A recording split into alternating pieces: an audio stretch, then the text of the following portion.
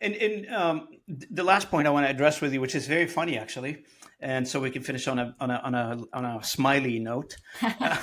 So one that is just it's always been on my mind for the past couple of weeks is what I call the bot war.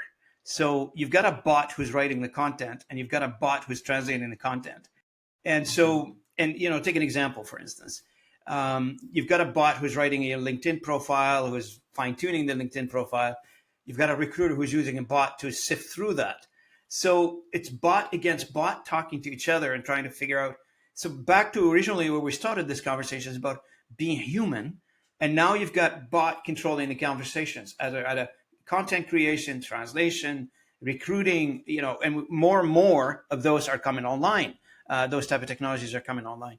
So we need more voices like yours and mine in the industry where we can continue talking about plugging the human and don't forget the human. Because if you're going to end up with just pure technology delivering services or evaluating a candidate or translating for you, you are going to miss the boat on many good things that humanity still has. Yes, I agree I'd with love you. to I take mean, it I, on those. I, but to but, I mean, it's such a missed opportunity because, especially in recruiting, because when you recruit an employee, you recruit for potential, ideally, Yeah, and you can't read between the lines when two bots are talking to each other. You cannot feel what the value or what the essence of that human is. So this is back to the point, where do we use AI and bots automatically and for commodity content?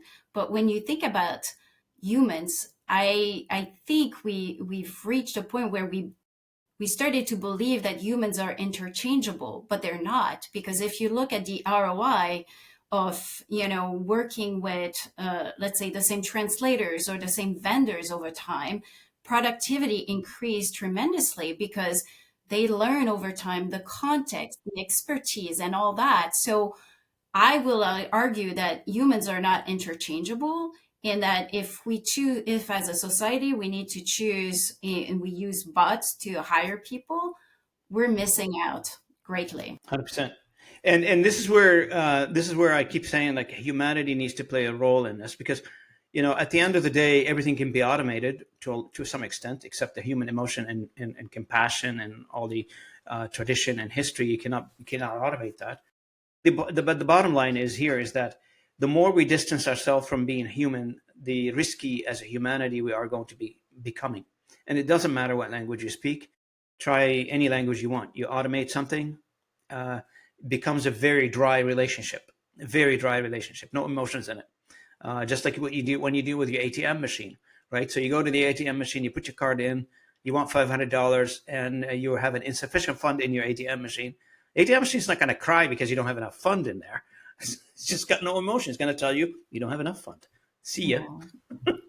Yeah, and I think, I mean, for me, I take it personally as a language professionals to promote the human. I mean, language is our part of our identity. And so 100%. how do we create the best of both worlds using these really cool technology? Because I'm not anti-technology, but I'm anti using it the wrong way to minimize the 100%. human in us. So this is my responsibility as a language professional to help articulate what is that experience of language and how can we do it better.